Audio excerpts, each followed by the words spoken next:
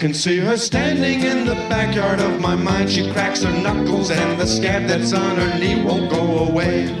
I can see the woman waiting in her eyes, and I can see the love, but I can't see the Brooklyn Dodgers in LA. Telling the truth can be dangerous business. Honest and popular don't go hand in hand. If you admit that you can play the accordion, no one will hire you in a rock and roll band. But we can sing our hearts out all night. And if we're lucky, then no neighbors complain. Nobody knows where the beginning part starts out. But being human, we can live with the pain. Hello, everyone, and welcome to the Directors Club podcast. I'm your host, Jim Laskowski, and with me today, making her fourth appearance on the show, is my favorite human being in the entire universe. And I say that because if I were to venture beyond planet Earth, maybe even our solar system, if I discovered a whole other planet with intelligent life on it, I still would consider today's guest to be my favorite person, regardless. And she also happens to run the Mental Filmness Film Festival. Welcome back, my fiance, Sharon Gissy. Hi, Sharon. How are you? Thank you. No, I'm very glad to be here. I'm really excited to do this podcast because you actually kind of turned me on to. Oh, I definitely turned you May. And I've just kind of like fallen in love with her, and it seems like this is a great time. Like there's been a lot of reevaluation and renaissance of her appreciation of her work. So, I'm very happy to be, and of course, happy to be here with you. Oh, really? That's great to hear. Because I don't know if listeners know, but we're engaged. And probably the last episode you heard with us, with Charlie Coffin, we were still just partners. But this is a tremendous honor to have you on. You know, and certainly like having Bill on the last episode, he's one of my favorite people in the world. And now I get to have the absolute favorite person in the world to talk with you all about Elaine May. And I'm so thrilled because I absolutely adore her so much. And you embody her spirit in some ways to me in terms of your awkwardness, sense of humor, sensibility, dark humor, I would say, your dark sense of humor. You're good at thinking off the top of your head sometimes. I don't know if we'll ever want to try an improv together because I would fail miserably, which is why I'm really excited to go out to the Sulzer Library and try their improv for anxiety class featuring Second City, which is a very good sort of transition into the very beginnings of one Elaine May. But before we do that, let's do a taste test, something I rarely do on this podcast. Which is kind of silly to do, but at the same time, I'm excited to do it because it involves a particular type of wine that is featured in her debut film, A New Leaf. It may not be the exact kind, and it's certainly not the Malaga Cooler because I failed to get seltzer water and lime juice and straws. So we're just going to have this wine straight up. We're going to test this out. It is Mogen David's extra heavy Concord grape wine. Only $7, and it's very kosher. I think it's considered a Jewish wine, I'm guessing. We're going to try it right now together, you and I, and see how we feel about Mogen David's extra heavy Concord grape wine. Are you ready? Yeah. Go for it. Ooh. Weird. Yeah, it does kind of like they say in the film. Tastes like grape juice. Tastes like grape juice. Like it does. Yeah. Maybe a little less. And he said, "What's the difference?" Or why do you like that instead of grape juice? And she said it's a little less sweet. Yeah. And I would concur. I would too. Maybe we don't need the soda water and lime juice. I mean, I don't think I would actively drink this on a regular basis, but it's not terrible. I certainly wouldn't have the face and reaction that Walter Matthau has to this particular drink, but it's not bad. I'm not a big wine person anymore, but I certainly like a nice glass once in a while. You're more than welcome to have more if you care to, but I'm good with this small glass of wine. But that was fun. Are you going to repeat everything I've ever told you in private? I think so. That's the definition of podcasting. The climax of the movie is he saves you in the water. And what did he tell you? He said that on the first day before you start. Oh, he said, I don't want to go in the water. I said, there's no ending if you don't go in the water. And he said, it's not deep. It's warm. It's not turbulent. And we did get in the water and nearly go over the falls, but he never knew that. Fortunately, I said, it's not dangerous. I mean, it's just pleasant. You have a pool. You go in it. And I always said, and it was hard to talk him into it. And if he hadn't gone in the water, we wouldn't have had a movie. Right. But he finally did go in the water. And he still kind of liked it. He had no idea that we were going to drown in a minute because we were standing near the falls. But I didn't either. He was very. I didn't realize that he was that good, and I acted with him. And the first scene we did, they did the clapper, Yeah. And I said action, and he said, I'm sitting 2 inches away from you. I've done 10 movies. Do you think I don't know what an action is? This is the first time you've ever done. Don't look into my eyes in a romantic scene and say action. And he was absolutely right, and I never said action again. Every year we do have this tradition of podcasting together, and we decided to talk about a legendary name in comedy and in filmmaking. She's a groundbreaking pioneer for a lot of reasons. But I'm also curious, too, what was your first experience with her? Like, when did you first become aware of the name Elaine May? Just in terms of, your history with her and, how you came to be a fan. That's a good question, because I wanted to say you kind of introduced me to her, but that's not technically true, because I remember seeing The Heartbreak Kid a long, long time ago. Okay. I rented it on Netflix. I think it was because Jonathan Rosenbaum wrote such a great review of it. He usually does write great reviews.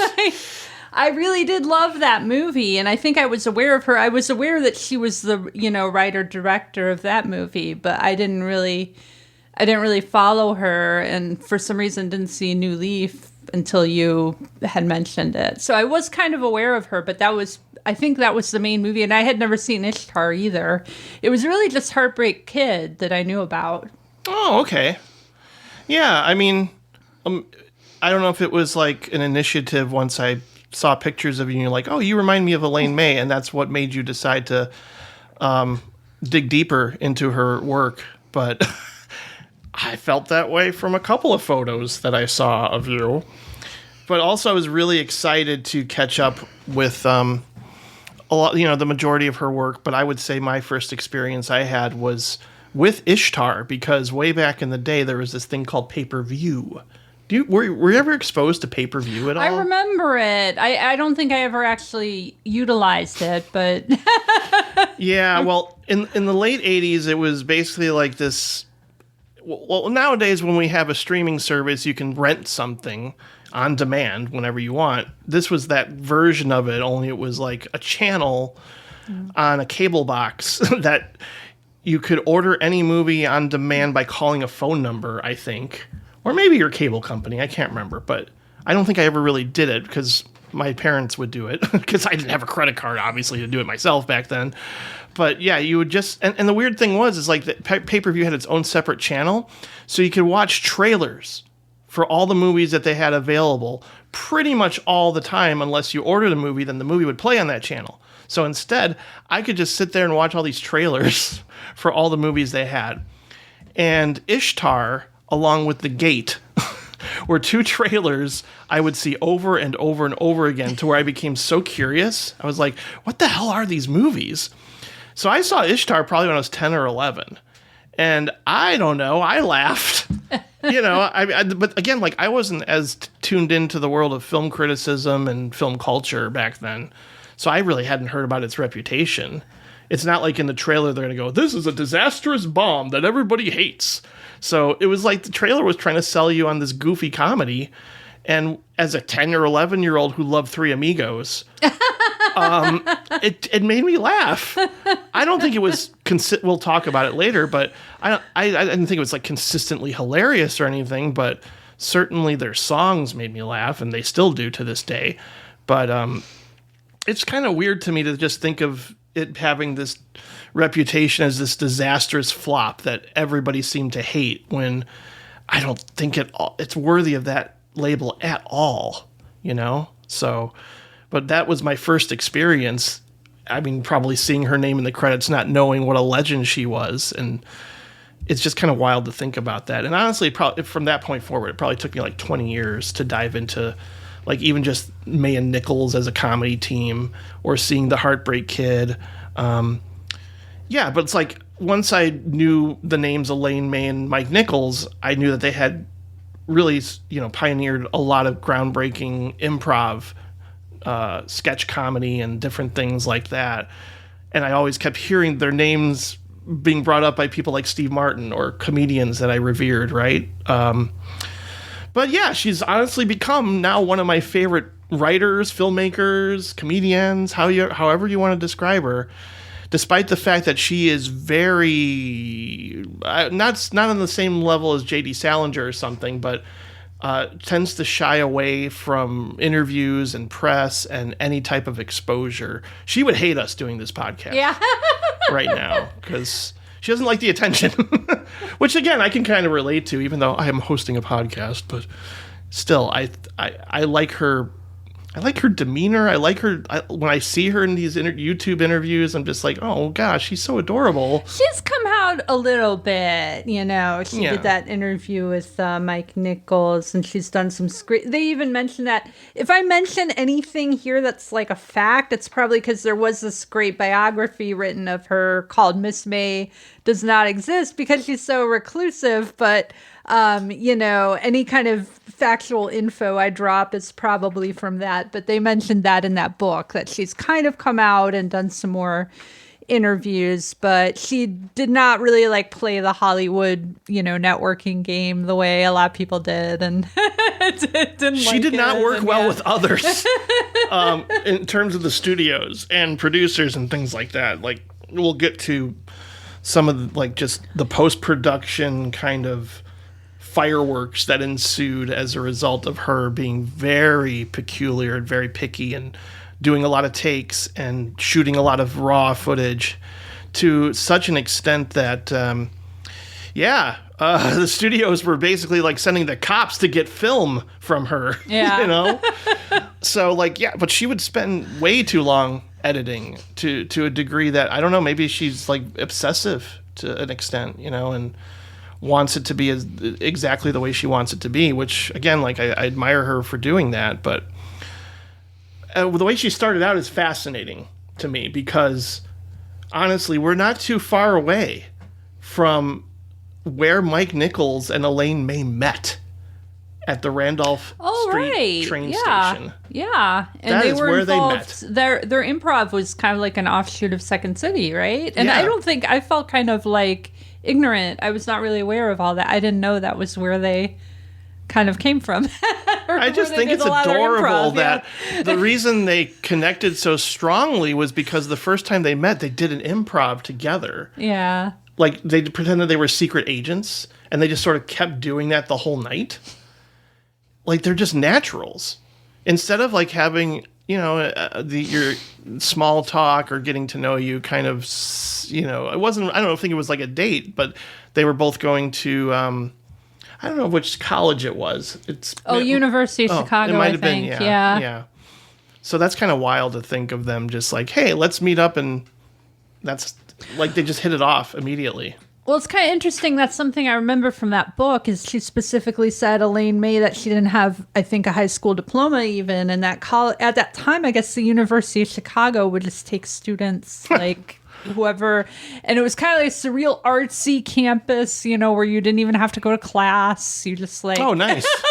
That sounds like a showed perfect up for college. the final exams or something. Yeah, it's really interesting. It's like I didn't know the University of Chicago used to be that way because now it's kind of like this, hoity-toity academic. Oh, how times have changed. That's the way they describe it. Yeah. Yeah, that's probably when colleges weren't run by greedy bastards. But anyway, I don't know. Like she is, like I said, just a true pioneer of improvisational comedy, and they formed a comedy troupe called the Compass Theater. And like you mentioned, it's a forerunner to Second City, but she worked alongside like Susan Sontag and Del Close. Like a lot of people sort of credit Del Close as the the godfather or the inventor of improvisational comedy, sketch comedy that Second City obviously would go on to be associated with. But really a lot of Elaine May taught Del Close, which is just fascinating to find out because everybody just always credits Del Close as being the guy, but he was mostly the teacher. Like Elaine May taught him stuff, and then he would go on to teach while Nichols and May went to New York and just said, "Bye, Chicago. We want to go do our own thing elsewhere." I will mention, just to drop another reference to a female improvisational kind of like groundbreakers, Viola Spolin. I think it is Spolin. But That they name mentioned sounds her familiar. too. She's the one who came up with all like the theater games and improvisational kind of like rules and stuff for Second City. So she was really like instrumental. And I just know in the spirit of celebrating We have to celebrate, female women. comedians. I didn't want to forget her, but now I can't remember her. It's Viola Spolin, I want to say. Yeah. That's wonderful. I'm also just amazed, like just how everybody, sort of focuses on the men as the ones who created all these things, but it's probably not true. But yeah, they basically together turned sketch comedy into an art form, and it would go on to inspire so many comics and writers. All you have to really do is look up some of their work on YouTube and just be amazed. There's like that short documentary we watched on HBO Max that was just okay, but a lot of it was just the joys of seeing their sketch work together, and getting a sense of how much chemistry they had. Yeah. And it was like they would, like Mike Nichols himself, like felt a little insecure and said like, "I'm not really that good. It's all Elaine," who's just kind of Yeah, I've heard that. yeah. So and I can see that too, but it's just wonderful to learn about her history and see how she's sort of developed and eventually actually worked with other filmmakers and actors before she would go on to make her debut film. I didn't get a chance to like watch a couple of those, like Love, which I know she co-stars with Jack Lemmon, and I don't know if this was before New Leaf or not, but she did a movie with Otto Preminger. That's the name is escaping me, but they weren't like highly acclaimed work, so maybe that's also why I didn't make them a priority. But I'm certainly curious to watch her and Jack Lemmon together in a movie, which I'm sure is just as enjoyable as watching her and Walter Matthau together, which we're going to get to here with, I would say, is her masterpiece. As much as I love pretty much all her films, this one has a special place in both of our hearts, I think, for it being like on the show, I often review a movie and go, "This is a total Jim movie," because it has certain things that speak to me or connect with me in certain ways or just reflect my life in some capacity. But I think of New Leaf as a Jim and Sharon movie now, because it's romantic and also kind of dark. And did you describe it as like kind of an anti-rom-com? In a way, like it's sort of subverting those expectations and tropes.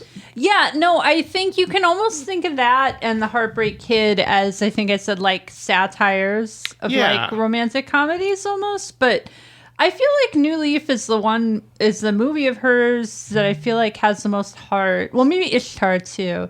But yeah, of those two, like New Leaf is just really something. And I think it almost like came out like it transcended its... like like dark source material or something. But yeah, just to me, I feel like it's really actually quite moving, you know.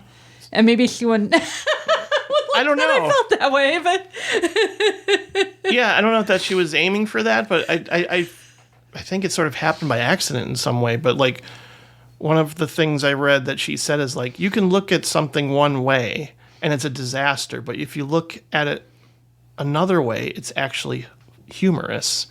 It depends on how you tilt your head. Mm-hmm.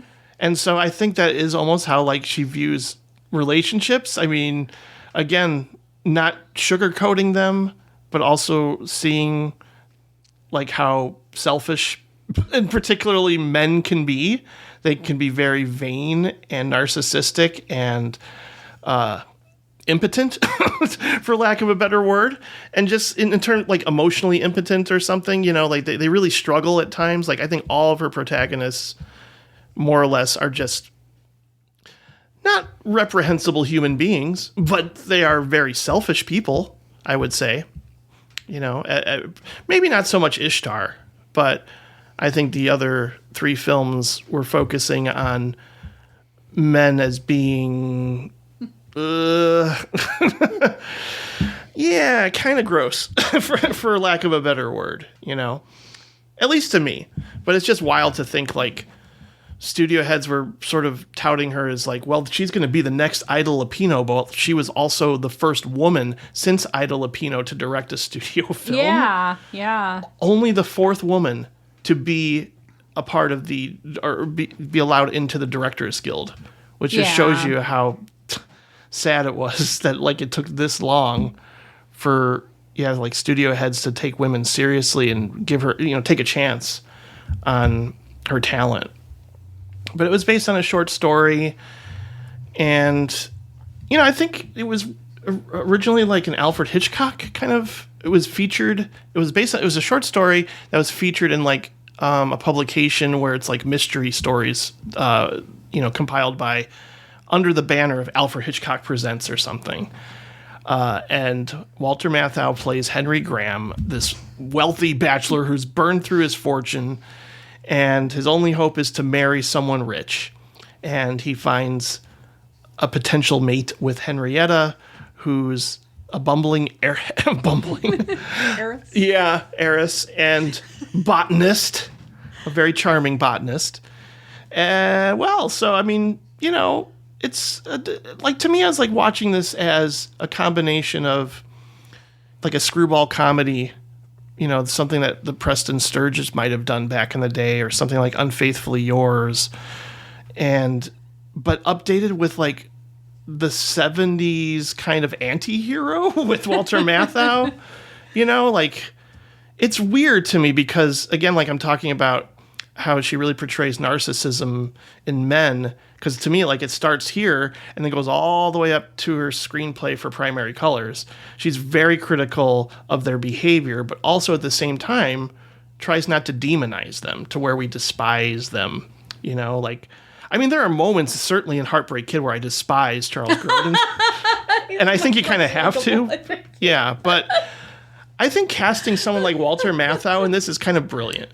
Because, like, he is despicable. Henry is despicable. Not Walter Matthau. I don't know him personally. But although he did call her Hitler, or Mrs. Hitler at one point. Yeah, he seems like he might be a difficult guy to work with from what I've read in the memoir. But, no, like, yeah, Henry is despicable. But because it's played by Walter Matthau, there's, like, this kind of, like, deadpan puppy dog charm.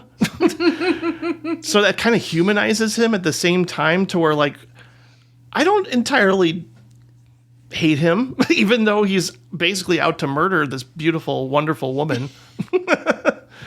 You know? So it's like we're laughing at how awful he is, right? At certain times. Yeah, I mean, I've been thinking to myself, like, why does this work so well? And I mean, even when we watched it with, like, your mom and your aunt, it was this, they were laughing and they thought it was charming and sweet. And here's this movie, like, you know, the plot is he wants to murder her for her money. Like, minutes before the ending, he's still plotting. It's like somehow He's still you come thinking with about this, it, yeah. It's a sweet romantic comedy. Everyone at the end is like, oh, or even tearing up. And like, how did they pull that off? It's amazing. Well, one, I know the studio made edits that she wasn't very happy with, and you know, Yeah, she maybe sued that them. did She wanted her make it- name taken off. Yeah, that made it a little more palatable to the audience, I guess. But I think you also kind of nailed it. It's part of the magic of just like their performances, because they're both like so great at like broad physical comedy, and they're both so charming. And I feel like neither one of them like breaks character the entire time, and that's so important. They're very because- consistent in this. Yes, Yeah. they are their character. And the other thing I was thinking about is I feel like they're almost kind of like their characters are on equal footing in a way, because they're both kind of like these totally inept, incompetent, like heirs to money who's like squandered it or incompetently, you know, like given it away. And it's almost like they kind of need each other in a weird way, because they're both like equally, you know, he thinks he's so superior, the Walter Matthau character, but he squandered his entire fortune. And he's kind of like a dullard. Like, he doesn't even understand when his accountant is trying to tell him. Oh, that's so funny. He lost all his money because he wanted to draw like 3 times. So what are you trying to say?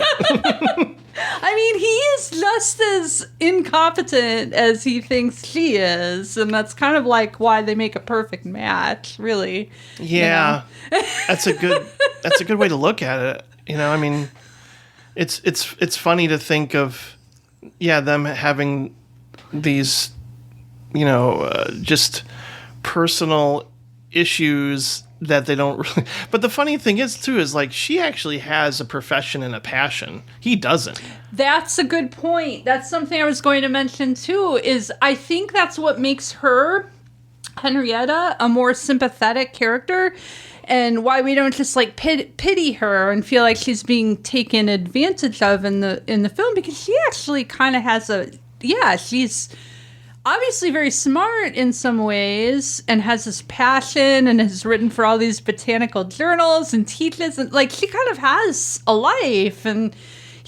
Henry Graham never really had a life. He was just like a like a rich playboy. And so in a way she's kind of has the upper hand, you know, like she can actually do something, you know.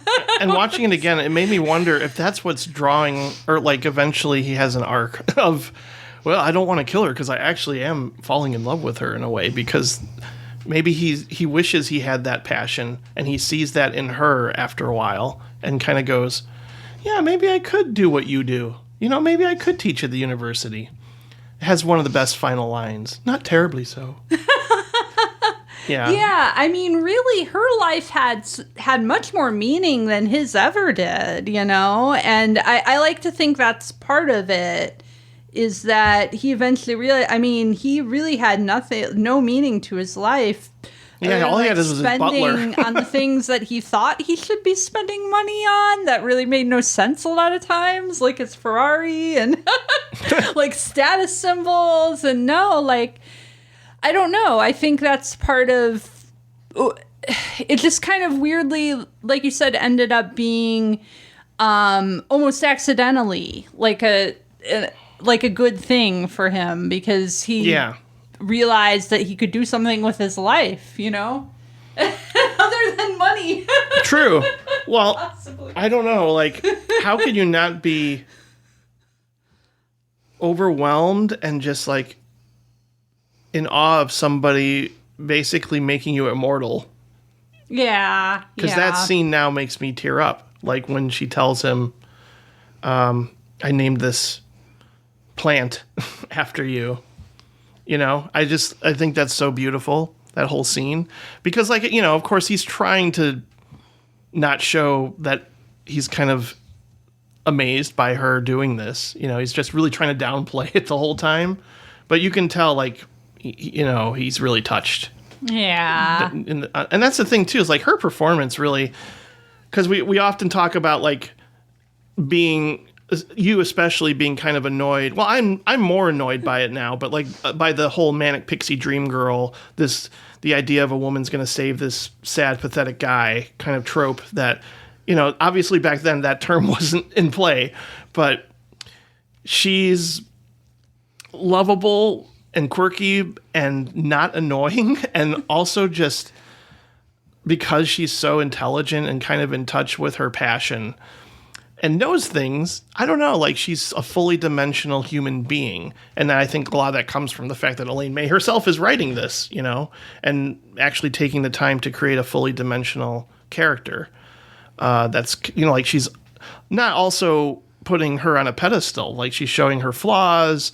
She's showing her how naive she is, or the fact that like in her entire staff has been taking advantage of her without her awareness, and that kind of makes me sad. But then I just love when Henry goes into that room and just like calls everybody out and basically says you're all fired.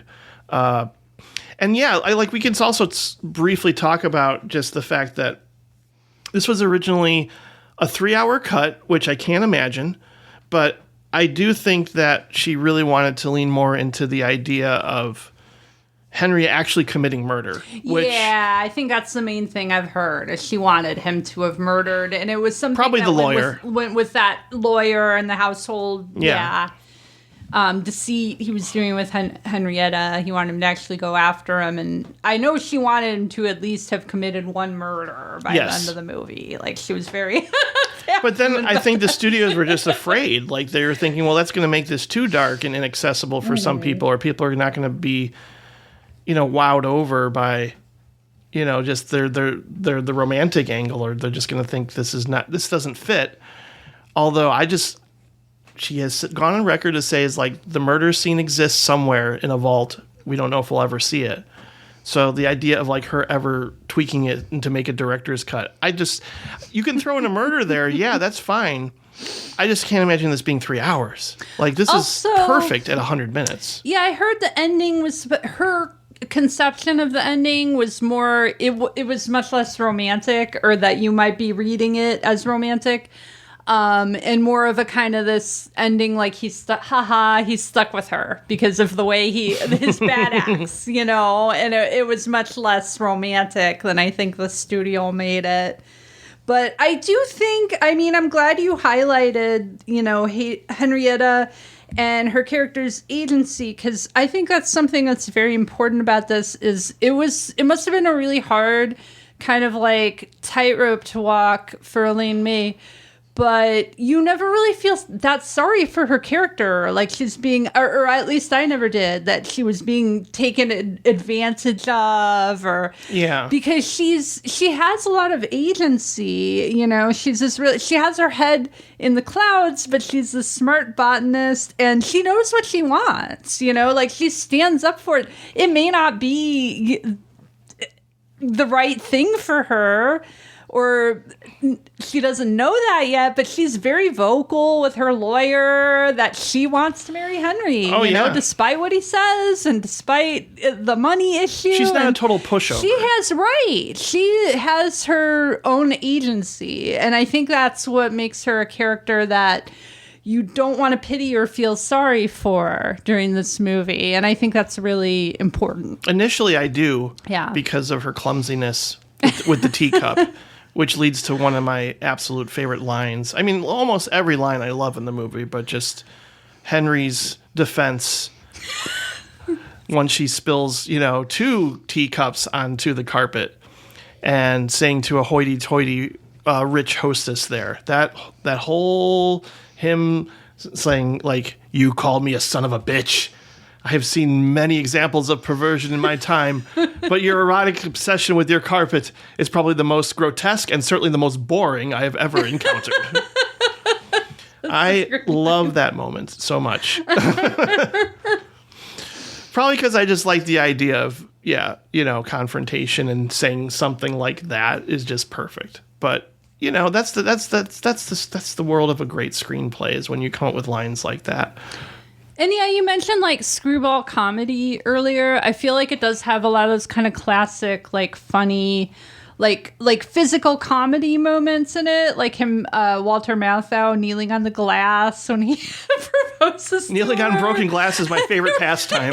Kneeling on broken glass is my favorite pastime. Or like there's a moment with the nightgown where she's putting on this nightgown and it has like one shoulder exposed. She says it's a terribly uncomfortable Grecian nightgown or something, and they're struggling with it. It's a long time that they're struggling with this nightgown.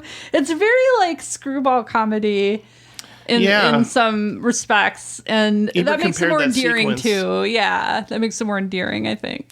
Ebert compared that sequence to like something to the level of what Mel Brooks would do in The Producers, and it elicited the same kind of laughter when he saw it in a crowded theater. And that's the sign of a great comedy, like when you can do that. And that's very, I could see her drawing from her improv background, and in that biography of her even says something like she kind of, like Walter Matthau didn't even know it was going to be that long. And she kind of like stitching up areas of the nightgown when they were like wrestling with it. Those are the things that it looks made him kind of the mad. same, or whatever he said. And at the end, it's like she still has one shoulder exposed. And he's like, well, it still looks kind of strange. There's just so many great bits, you know? I mean, even just like the scene with him and his uncle, and just like I noticed even more like some of the camera work choices are really bold and daring, and just like having that uncle's face like it take up half the frame. That's like our introduction to him is really, really funny. There's just amazing set pieces, but also just a genuine, like you care about these two, which is not something you can always say in a typical romantic comedy. It's, you know, you actually want them to work out. You actually want them to end up together in some twisted way. And, you know, I think there's something I thought about, though, I wanted to ask you about with the ending.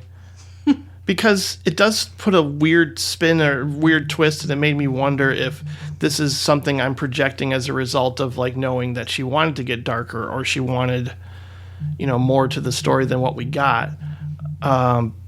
When she says, I know this isn't exactly what you planned, when she says that line, I'm wondering if she knew that maybe Henry wanted to kill her.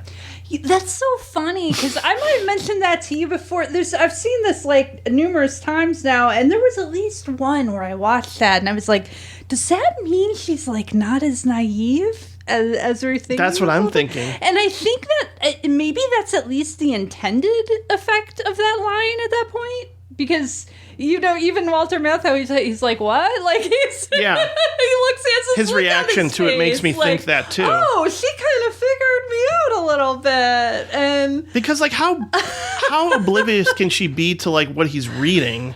Yeah. Like, some of the books about poisons and, you know, like, I don't know. Like, part of me wonders about, like, if there's, you know, extra scenes that ended up on the cutting room floor that might indicate that she kind of knew what his intention was going out that day, or by letting her drown. And ultimately, when he decides not to let her drown, she realizes, like, oh, he actually really loves me.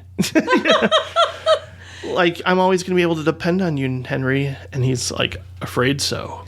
yeah, I mean, see, I don't really know. I don't know. It's either, if that's not what the original meaning, or maybe one of the possible original meanings was, I think it was at least meant to plant a seed in the audience's mind, because then it's like his reaction to it is like, oh, she's picked up on this a little more than yeah, she's even smarter. And it's like, and then she, you know, she goes into her thing like, oh, we're gonna teach together, and it does almost make you think like, well, maybe she's kind of like the mastermind in some of this, and she knew, but she thought, you know, maybe she could kind of like turn his life around. I don't know. But yeah, it is an interesting line and reaction, and I think it does give it like another layer. I've thought that about it too. Yeah. Like, how much it just is makes that? me wonder. Yeah. Because I just, yeah, like I it would be interesting to see what other ideas she had in mind. But as it is, I just think it is in my top 10 favorite movies of all time now. It's funny, like, two movies that basically shot up on my list of favorites both have variations of the word leaf, because A New Leaf is now an all-time favorite for me, and a documentary by Ross McElwee called Bright Leaves is my other new all-time favorite movie, basically because it's become the kind of documentary that I love the most, where the filmmaker decides, I'm going to make this about me. And in a way, it's not self-indulgent somehow, but it's very reflective and almost like a therapy session. But in some ways, this is kind of a perfect starting point for Elaine May as a storyteller, even if she ultimately wasn't entirely happy with how this turned out. And maybe it's because she wanted it to be darker. And, we see hints of that throughout. Like, even there's a kind of like fantasy sequence of him wandering the hallways and like dragging, not a body, but like a suitcase around or something. Like, there's definitely moments where you go, oh, they wanted to go darker, but I guess the studio's like, no, we want to make this sweeter. But I think she wants to focus on the sour and less on the sweet when it comes to romance, But now, when I think of my favorite screenplays of all time, this is up there with The Apartment and Broadcast News, because it doesn't shy away from the awkwardness. It doesn't shy away from the dark thoughts and vulnerability, while also really just showcasing chemistry developing between two people. But I also really appreciate her for not turning her back on human cruelty. Yeah. Because people can be selfish assholes, and most of her movies show that. I hate to say it, but I feel like, I don't know, it's hard for me to imagine a better cut than the one that the studio made. And I hate to say that because that's not, I know should be supporting her vision. But I think, do you remember too, if you read that part of the Miss May Does Not Exist, I think they even mentioned at one point she was going to sue Paramount about the movie to put her version out. And I guess they had a bunch of people involved in the lawsuit in the room, and they showed them the studio cut, and she's like, I knew it was all over. They were all laughing. The judge loved it. Right? It's like, you're crazy. Put this movie out. It's great. Yeah. It won them over, yeah. I also wanted to quickly highlight a great quote from writer Sam Deegan, who wrote about A New Leaf here in a fantastic collection of essays on the films of Elaine May, edited by Alexandra Heller Nicholas and Dean Brandom. She says something very interesting in that, as with Woody Allen's later film Hannah and Her Sisters, A New Leaf contains the suggestion that real love may not be bound up with passion and fireworks, but instead with comfort and stability. Which is kind of what the ending ultimately becomes for Henry. And I don't think it's that big of a compromise. He's finally going to have stability, or at least a passion in the same way. I don't know if he'll be as passionate about teaching history as she is about botany, but I think he's becoming more human and more of a, because that's the thing too, is he's really standing up for her a lot of the time, he actually, That's true, he yeah. really shows that he cares, especially when he's confronting all the servants and stuff. And just part of it was in the beginning because he wanted to woo her, but then when standing up to servants was certainly, I think, him just seeing, and even if it wasn't as connected to her, just seeing this injustice, and that they were taking advantage of someone who was so naive. And I mean, like I said earlier, his life really had no meaning. And I mean, I think he would have at least some meaning if he was teaching history to his life. And one way also I interpreted that ending at one point when he sees the fern and he turns around to tell Henrietta, it's and there, she's not there. She was the only person he had to talk to, really. And he's wait, I can't, now I have no one to share my whatever thoughts with. I kind of interpreted it that way too. He realized he just had no one no one to share his thoughts or echo his feelings or anything with if he didn't have her. So that was one of the reasons he kind of turned around too. I think they're going to work out. I mean, I think they both probably need therapy at some point in time. They're both so inept. Well, that's maybe together they'll be inept together, right? And that's actually good for them in some ways. Or they'll just learn to grow together like a plant. It's such a sweet movie and also very, very, very funny. Like everything about it just works. Like when I watched it with you, I was like more emotional than ever. I mean, we saw it too, like at Doc Films. No, we actually saw it at the University of Chicago. 35 millimeter print. Yeah. It was wonderful. It was just this is why I love movies. Oh, and people were laughing. I mean, that's just one of those, I feel like it's almost timeless. Like people see it now and they laugh. They think it's sweet. They think it's funny. Well, and that's also why, people are reevaluating her and not totally hating on Ishtar anymore. But I don't know. It's sad to say that the Heartbreak Kid is very difficult to find and was only, I believe, released on VH. No, it was out on a very bare bones DVD at some point. I was gonna say there must, because I saw that on Netflix. And it was back in the days where Netflix it must have been a would DVD. mail you the discs. Yeah, so I think it was a very bare bones disc. Apparently, some pharmaceutical company owns the rights, which is very strange. Now, there is a slight complication. I happen to be a newlywed.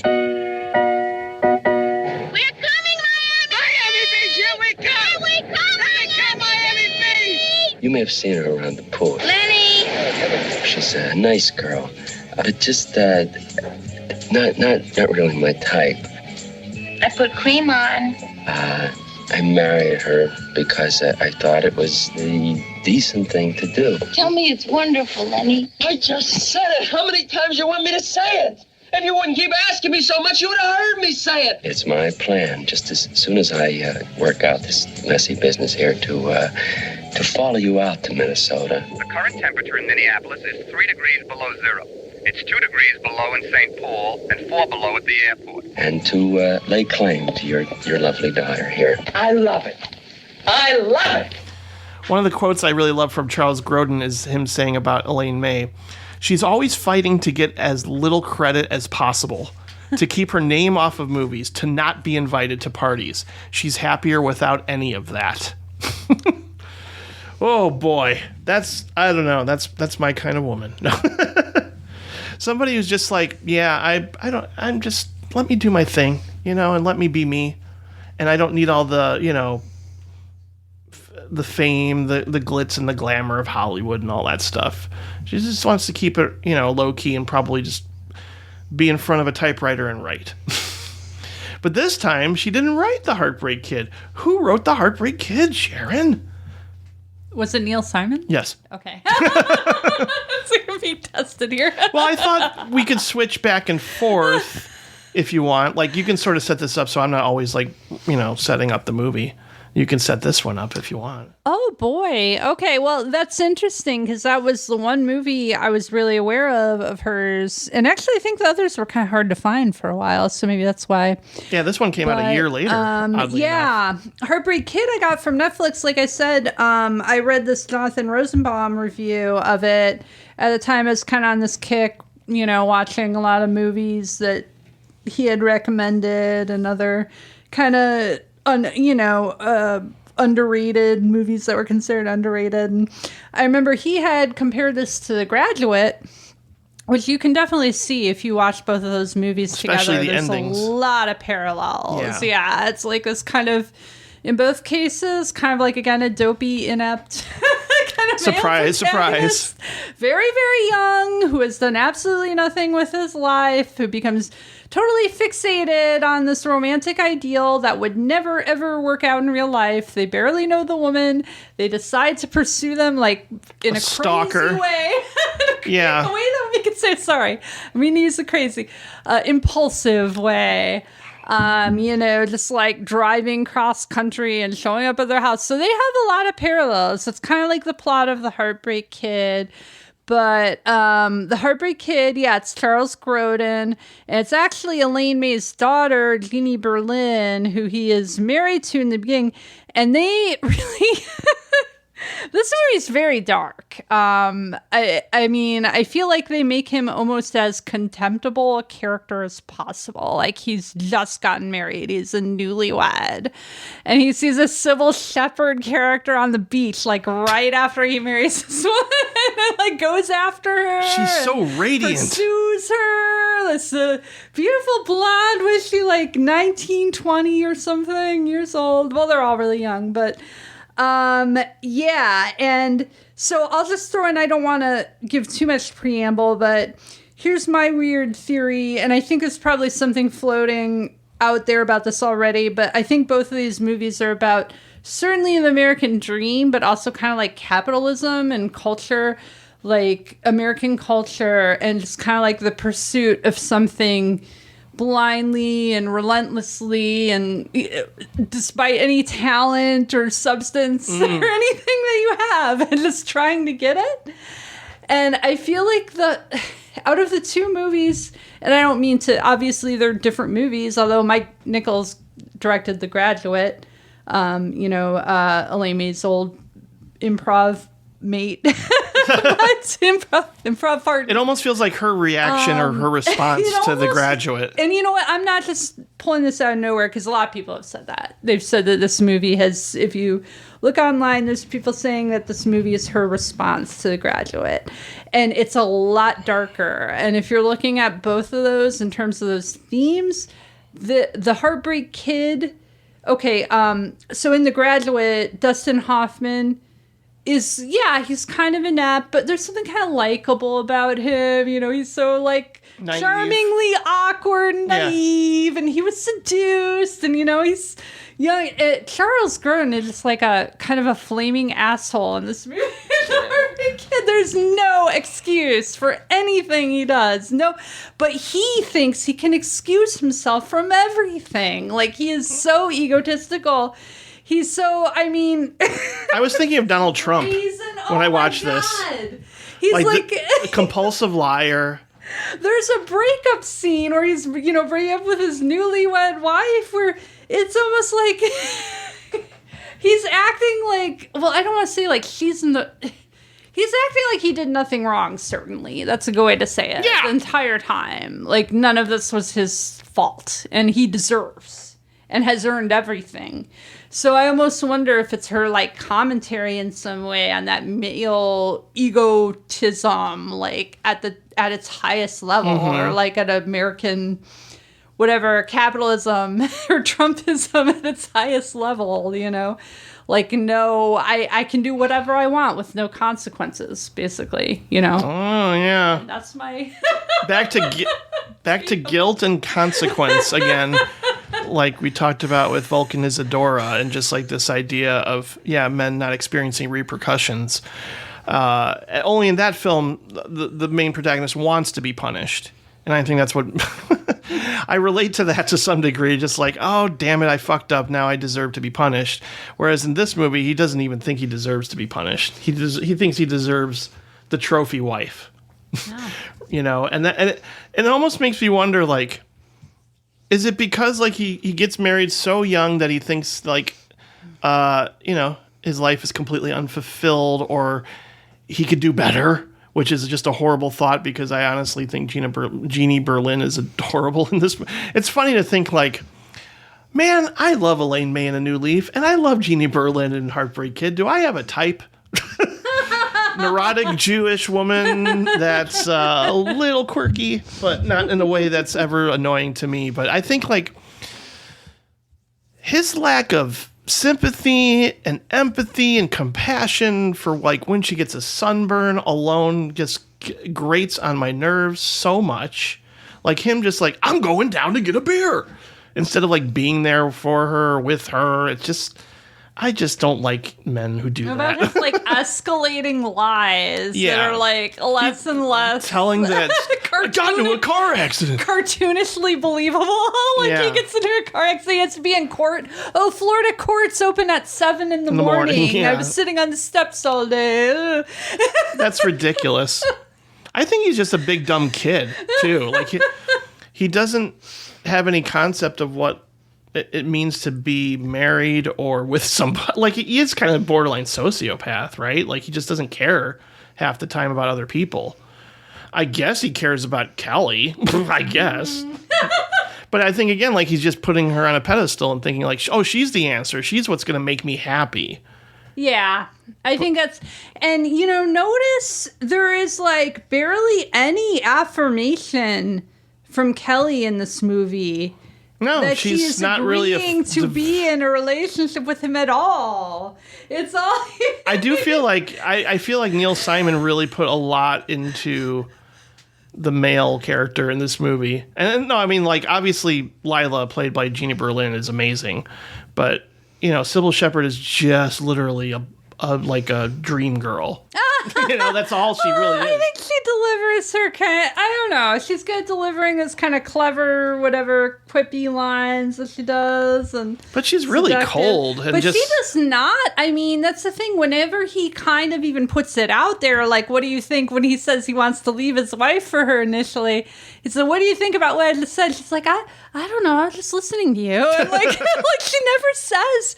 She basically gives him no indication. Yeah. Really, real indication that she would be interested in being with him. But he still thinks he, can do all his wife and pursue her. Painting a picture in his head that isn't real. And that's what's... I mean, again, like, this is one of the finest examples of cringe comedy that gets you so uncomfortable, yet you're laughing to sort of ease the tension. And seeing this with a crowd at the Music Box, I mean, it was just, like, you could tell people were like, oh my God, at this guy for being who he is and for being as selfish as he is throughout the entire movie practically. But when it comes to those two back-to-back dinner scenes in the middle of this movie, I don't know if comedy gets better. Like, to me, like, that's I mean, obviously I love New Leaf the most, but like those two scenes are just unreal. Like, they make me like grab my seat because I'm like, oh my God, this is so uncomfortable, but it's so funny at the same time. Like, just the father's reaction to him is like just it's got the perfect rhythm. Like he takes a breath, he takes a pause, and then he unleashes, and that's like just comedic timing from Eddie Albert, but also I'm sure Elaine May had input as to how that entire scene basically plays out with no cut, right? Like that whole first dinner. That's amazing. Like they're all their faces are in there. It's just like one long shot or cut, and like you can kind of like, if you watch the mother's face in the background changes. She's like, she looks kind of happy. She's smiling and then she's horrified. And then he's talking about his wife. Oh well, I've been married 5 days or whatever. Yeah. It's like droops, and Sybil Shepherd just looks kind of bored, and you get to understand all those characters in that moment in one frame. It's kind of remarkable filmmaking. This is so brazen. And I love how he says, I mean, this goes with that whole theme too. He's like, you'll find him a very determined man or something like that. I'm a man of great determination. And then he says to Kelly, like, and Kelly, I just want to say I'm coming for you. Gross. It's just so, like, how do you find that endearing? I mean, obviously, I think she thinks this is just a fling, right? And just like something that because she's so used to being flirtatious. Yeah. That she's not taking it seriously, the whole thing. And then, of course, once he actually goes over there, wow. But still. She acts like she does. The first reaction is the real world reaction. Like, you're crazy and like, get out of here and you're scaring me and everything. And then it goes. That's why I think this movie almost seems like Elaine May really didn't want to like poke fun at The Graduate or something. Because like she took everything, all the tropes of that so far, like, oh, this guy is like not endearing at all, and he's just, being really pushy and determined. Yeah. But I mean, it's so weird to me, like, that she slowly begins to, I guess, like him. Yeah. Because, like, once they go up to the cabin, clearly there's like, she's maybe manufacturing a connection in some ways between them, but I still think like there's this illusion almost of it being romantic, even though it's not really, but to me, it's like another portrayal of like a midlife crisis, even though this guy's only 20, right? He's like 20. But it's just like, that's the thing that happens in like the movie 10 with Dudley Moore. There's like a lot of, you can even go to the uncomfortable movie of that I don't even want to say the name of with Kevin Spacey that won an Academy Award, where it's just like, oh, if I just pursue this person, then life will be complete. If I push hard enough, or I'm determined enough. And that's why I almost feel like there's something that ties in. And I mean, like, who plays I Want to Buy the World a Coke at their wedding? I think that's what they played. I Want to Buy the World a Coke. And then he's going about, there's all these things in the end where he's talking about, has this whole, script prepared about how he wants to give back to the land or something. That's this very kind of political statement. It just seems to have like a lot of tie-ins to this. But even the dad knows if you push hard enough in America, you're gonna get what you want, even if you don't deserve it. Well, I think you're onto something with that, and I think Elaine May probably feels that way, and also acknowledges the fact that that's not going to make you happy, and this guy is never going to be happy. That's what that final scene seems to say to me. Like, who knows if he's just going to do this again at some point? Like, who knows how many marriages he's going to have, right? And just ultimately think like, oh, this is the answer. But I mean, come on. I will say, like, the one thing that I wouldn't say it's like a strike against it entirely, but just once Jeannie Berlin is no longer in the movie, I'm just like missing her.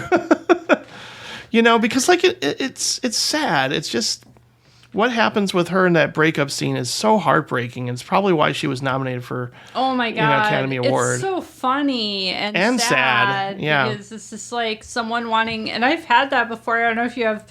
But someone just breaking up with you and like almost like trying to comfort you so much. And like, you want some pie? We've got, this will be a good thing. I want to keep in touch with you. I think we should go to dinner sometime. That is so funny and so awful and so painful to watch. Like, I mean, any breakup scene is really hard, but that moment where she's sort of like, at first she thinks he's dying. And then suddenly it just completely shifts and it's all on her, and he doesn't deserve her anyway. Oh, like, he won't even let himself enjoy the company of his wife when she's feeding him a candy bar in bed. Like, to me, like, fuck you, dude. I'm sorry. You're pathetic. Really.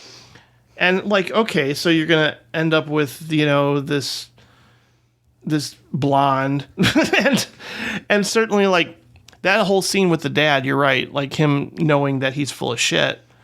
So what does he want? Like, there's so much honesty in the cauliflower. Yeah. And it becomes this negotiation, Oh my gosh, yeah. I just want to mention a couple other things real quick to go along with my whole capitalism theory. So like they're playing games, right? Like, she's wearing a jersey the whole time and saying, like, she even says something like, I'm playing a game with you, or play the scratching your arm game. And then he says, like, when they're in the car together, where there's that turn, there's kind of like that twist. Like, she's saying the normal thing of like, oh, you are crazy for coming down here and ringing on my parents' doorbell. What do you think you're doing? That was the summer. I'm in school, everything. So we're like, oh yeah, that's what would really happen, right? Mm-hmm. And then there's like that twist. There's that, like, the key turns, and he says, Charles Grodin, I don't play games with my life, And I think that's kind of like where she finally says something like, oh, give me a chance. And in the very end, he's saying, he's doing his speech about the land and everything. And he does that, like you mentioned, he does that negotiation with her father. And he's negotiating with Kelly's father, and you're not really sure what it is. It seems like maybe her father's negotiating to keep him away. Because he's saying, because he raises the dollar amount. He says, like, I'll give you $5,000, I'll give you $10,000. And then it cuts away from that negotiating scene, and it just cuts straight to the wedding. So you never know what they negotiated, That's true. That's a good point. You know, it just seems like her father would never give her away for free. You know, like Yeah. like he would want something. So you don't know what he gave, you know? So I think, again, that kind of feeds in that whole idea of capitalism. And then also, of course, that very last, like you referenced, part where he's talking to kids about his scheme for the land or whatever. And it's just kind of funny, like... Yeah, it has that kind of graduate kind of ending. Like, oh, well, I used to be like an innocent kid where, you know, I didn't have to make any of these big decisions. It's just funny used to be seeing 10. him talk to those kids on the couch like that. Like he's trying to connect with them or relate to them. Explaining like his political agenda or whatever. Yeah. But it's also really sad Yeah. at the same time, you know, because like, I don't know. How some men just end up not necessarily like trapped in a marriage, but they're trapped in themselves and their discontentment and just like idea of what is going to make them happy without realizing this is not going to make me happy.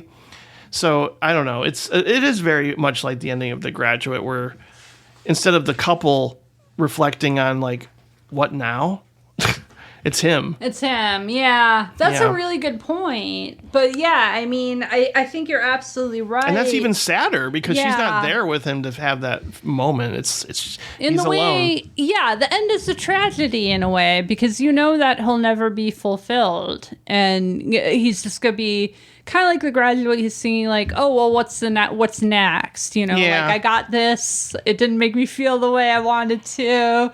What do I do now?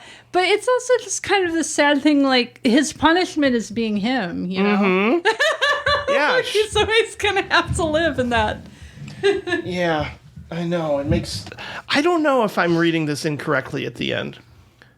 Does he think he's made a mistake, and that he should have stayed with Lila because they play that song, right? They play the that's "Close to You" right. song, Yeah, and wondering the if that Carpenters, yeah. triggers something in his head of them, the memory like of them singing that song, and that was their song maybe. And now he's sitting there thinking, maybe I miss her. I don't know. I'm reading that. That's like me projecting because at least that's what I would be if I was in his position. But then again, maybe that's just not. He's just completely gone at that point or lost in his own, That's disappointment. Really interesting. I mean, I didn't read it that way. I guess you could. To me, this is a character that I felt like really had almost no moral compass at all. And like I would, if he heard that song, and you're right, I do remember they played that Carpenters song again. It would have been more of his mind reflecting like, oh yeah, like I'm whatever 21 and I already got married twice and I used to be a kid, and he's more just kind of reflecting like I have these big life choices now that I have to make, and I didn't, always have that complication. That's more what I would have thought. As to whether he missed her, I just don't think he had the moral scruples. But that was my, reading of his character, is he just didn't really have. Both Elaine May and Jeannie Berlin's screen presence and just acting ability and talent is just through the roof. I just love them both so much in these movies. But the next film, Mikey and Nicky, two dudes pretty much the whole time. Much like Ishtar in a way, but in a very different way, because Elaine May had been working on this script for quite a while, maybe even back in the days of Compass. Like she started off writing this story based on what she knew what was going on in the Chicago mob. Like she was just drawing from these shadier characters her father and older brother knew, and they all had ties to organized crime. So it's less plot driven. That's for sure, because really it's just one character, I believe Nicky, right? Played by John Cassavetes. Oh, in like an unreal performance. I mean, he's always good, but wow.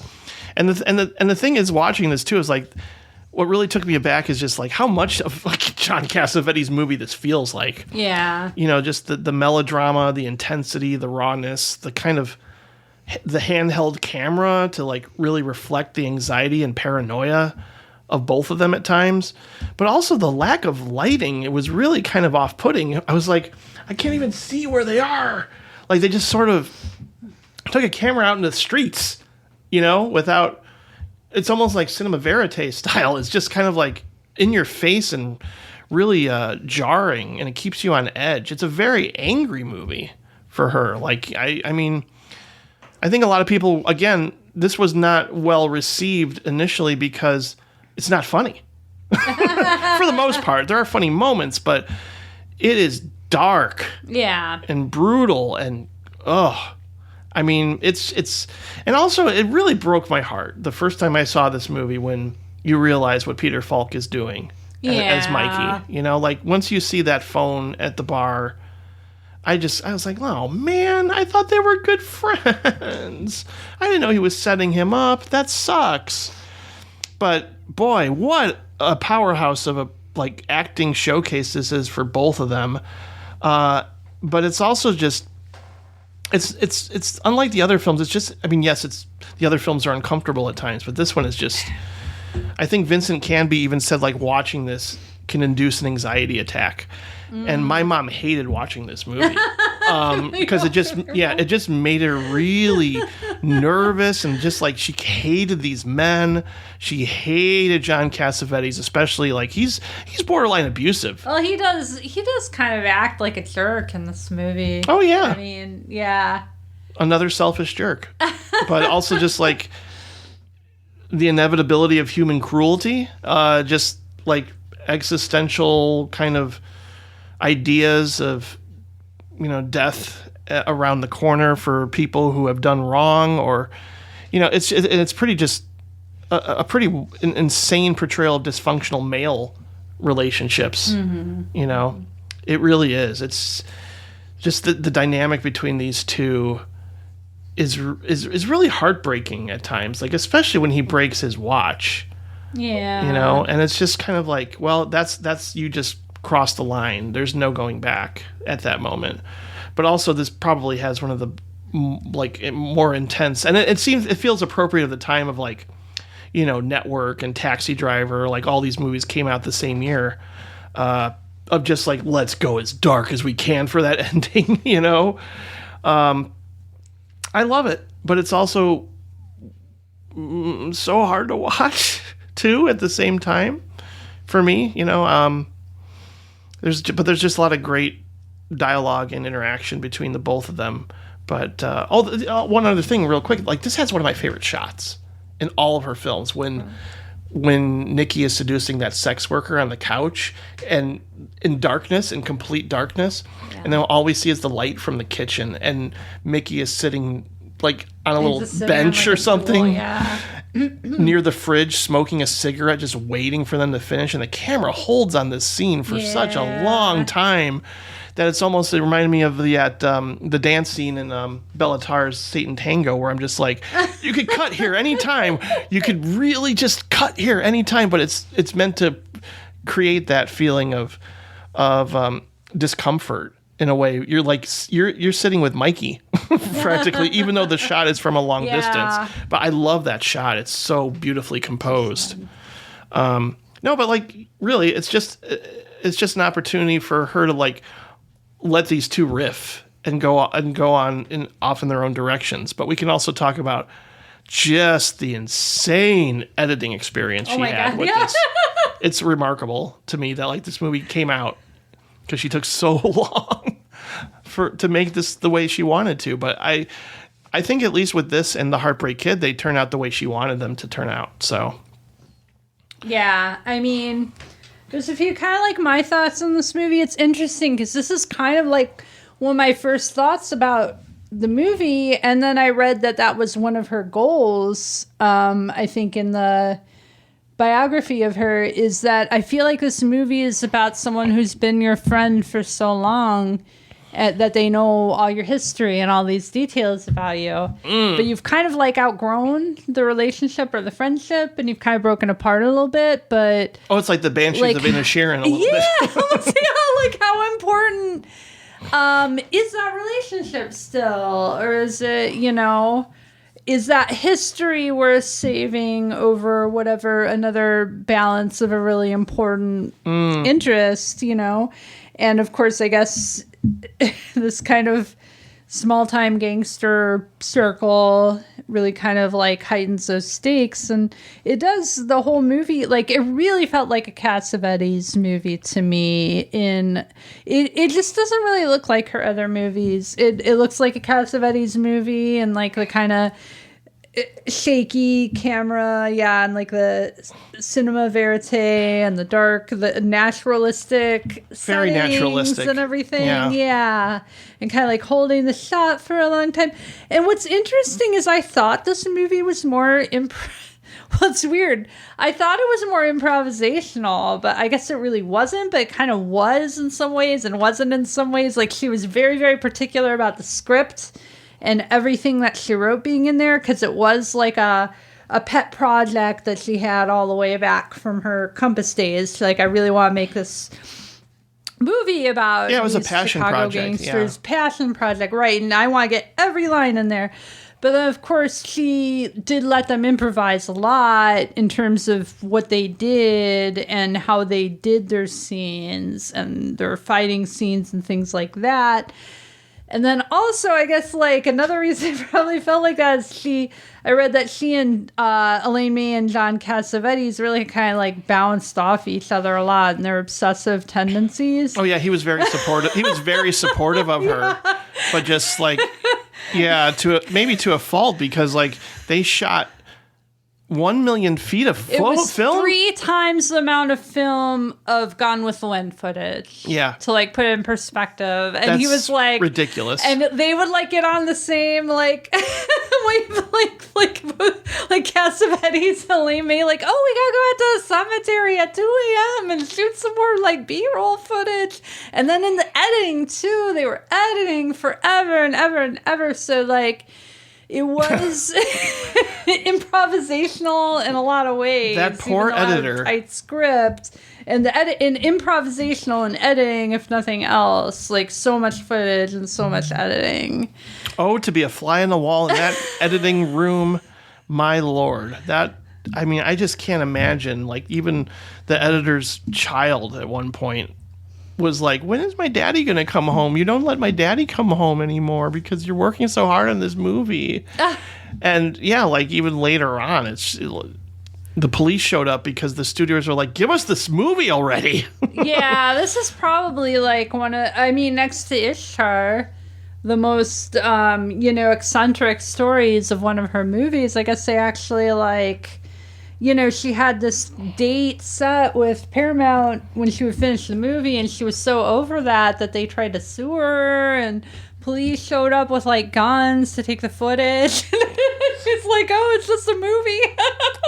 Yeah, but people it was were so really overdue, and then they cobbled together, like, a cut that I guess had all sorts of continuity errors, because... there's just so much footage. It was a mess. And I mean, I think it's actually a pretty good movie, but... I know you're not partial to, like, gangster movies, so I was, like, thinking you weren't going to vibe with it. But then I was like, well, it is like a Cassavetes movie. It is very anxiety-driven. It's very intense. It almost has, like, a manic quality to it, because it's just so, like, some of the edits are really abrupt, and it's like, it moves at a very clip pace. Like, I really freak out even just at, like, him asking for cream or oh my god, half and half, and like going behind the counter to get it. No cream? Not to go. What do you put in the coffee here? You have any cream? Use these little bottles here. All right, give me 15 of those little bottles to go. Give me a couple of cartons of milk. Can't do that. We don't give these bottles to go. If you want coffee to go, I put the cream in it right here and I use the dispenser right back there, sir. All right, give me a carton of cream from the dispenser. How many coffees? For no coffees, just fill up a carton of cream. Can't do that. I wouldn't know what to charge you. Cream is for the coffee only. It's not for sale. Charge me for 15 coffees and give me the cream. 15 coffees? That's right. Okay.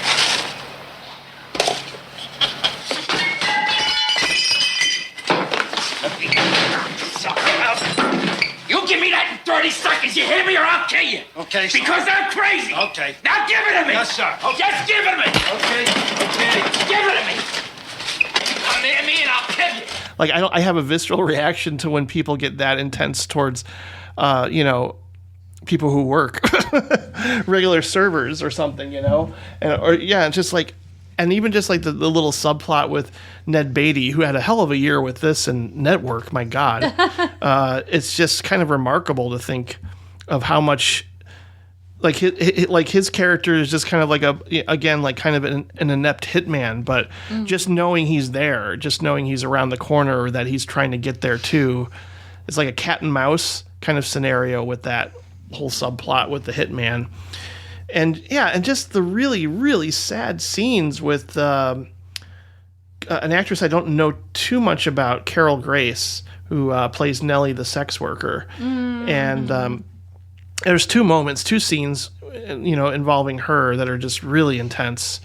And like these men are abusive. they actually hit she's women. Really even a sex worker. She's just kind of like more of a friend of his that I think he like told a couple. I don't know. That's what I got that impression. I guess you're probably a couple right. Of his friends that she might not be a quote unquote she prostitute. Would be agreeable to it. I don't know. At least that's kind of the argument she seemed to be making. But anyway, like, I think one of the reasons I like this movie, despite the fact it's kind of like a gangster mafia story, is it was just so emotional. And it was like you really did feel the paranoia the whole time, like, oh, we have to go here, we have to take this route or whatever, because they could be watching or listening to me. And then I feel like there's also the kind of there's that core emotional relationship where these guys have been friends since they were kids and they know things about each other that no one else talks about his brother. That breaks my heart. It kind of comes up in the ending where even his wife doesn't know some of these things that his childhood friend knew, and which is what makes it really emotional. And then there's also this kind of push-pull where it's like, oh, it seems like he kind of is turning him in, but he doesn't really want to, and he's trying to kind of delay the inevitable. Back and forth, like, oh, let's prevent this from happening. And it's almost like his feelings shift about him too over the course of the night, where it's like, oh yeah, he's like my good friend. Oh no, he's kind of a jerk, and it goes back and forth, and all that kind of emotional play makes it a really interesting watch. I think, even if it's uncomfortable. Yeah, I don't know. I don't think my mom likes to feel uncomfortable watching movies, so that might explain it. But at the same time, it's like, every once in a while she'll like a Boogie Nights or Requiem for a Dream, so you just never know. But it's weird to me, like, just again, another like great final line, and just the way this movie ends with Peter Falk telling his wife, "Just go to bed," after what just happened and the shock of him getting shot pretty much right on their front lawn. And, I mean, that is just and I feel like even in the end, that is heartbreaking because he doesn't want him. He's kind of like steering him away. And then he doesn't really want it to happen, I don't think. No, you're right. He tries to delay them, like, oh, well, you can't go to my block for this or that reason. And then he even wants him to like not come there and is trying to do anything he can get to have his friend not come there where they might see him. And it's a tragic ending for that reason, I think.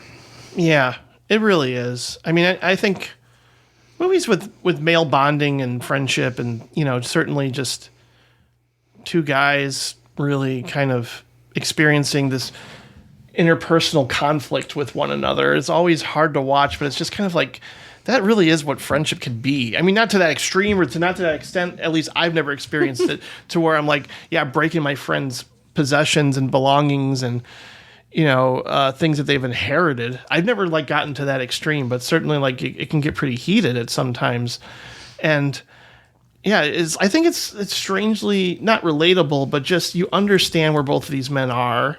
And I think both performances are really strong. It's like, I only see Peter Falk as Columbo, but like, he's just so good. I mean, obviously he's in Woman Under the Influence too. But he's in Cassavetes movies too. At least that one. That's probably why they work so well together. They already had chemistry going in, and I think Elaine May just really took a daring risk by making something like this that really kind of takes out the humor that we're used to seeing from her. you know? Yeah. Yeah.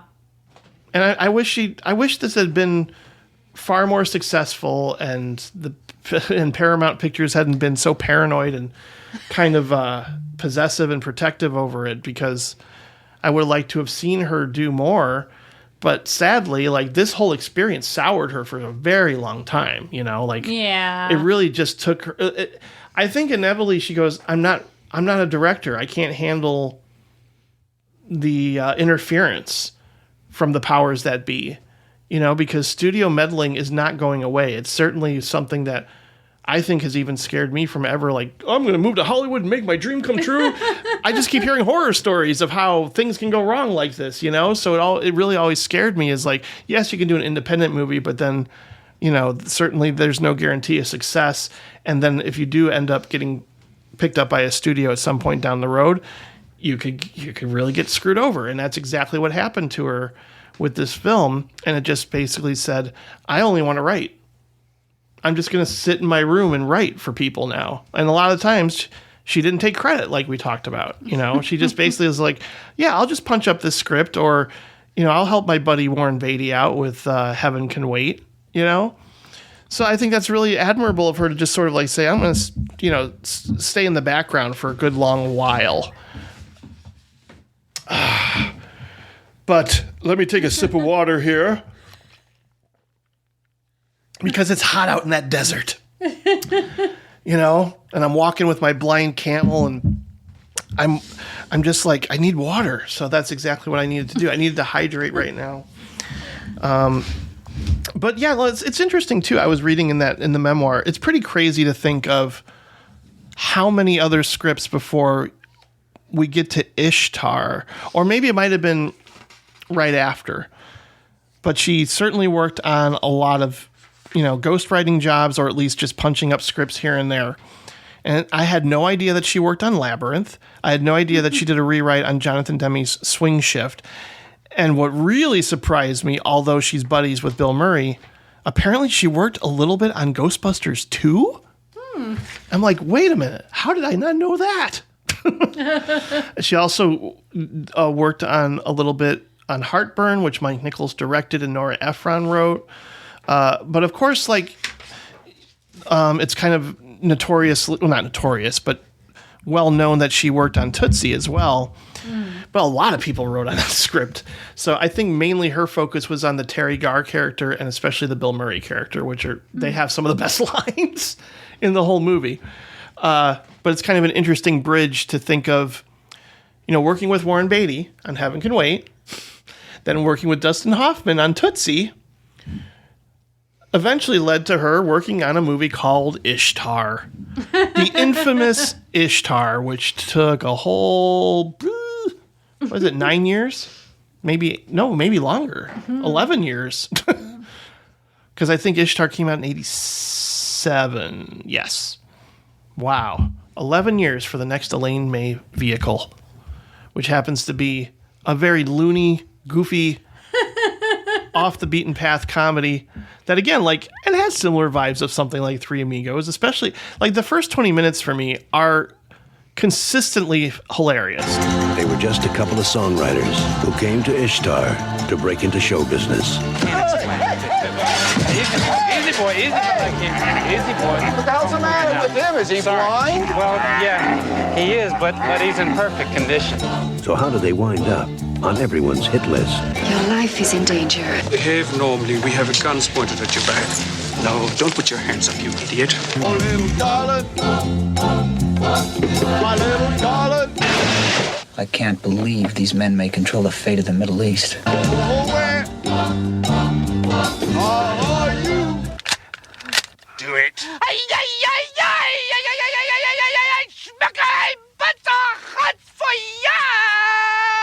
This is unbelievable. But it's really when the espionage subplot kicks in that it loses me.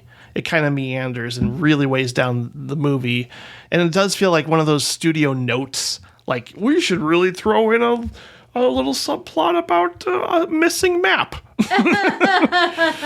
And turn into this spy thriller or whatever. Or this, you know, mistaken identity thing. Or I can see why people turned on it if they focus on that element, like it's not the strongest part, especially once it's like, you get them shooting rocket launchers at helicopters and stuff. I'm like, oh God, I never thought Elaine May would do something like that. But at the same time, it's clear that her buddies Warren Beatty and Dustin Hoffman were totally game, and just like played against type. Like Warren Beatty's kind of playing the Nevish schlub who's like, I can't get women. What are you talking about? I'm a total doofus. Funny to hear him say that. Yeah. So I don't know. Like like I said, the first half of this movie is very funny. Like the songs are hilarious. They're dynamic. Their friendship.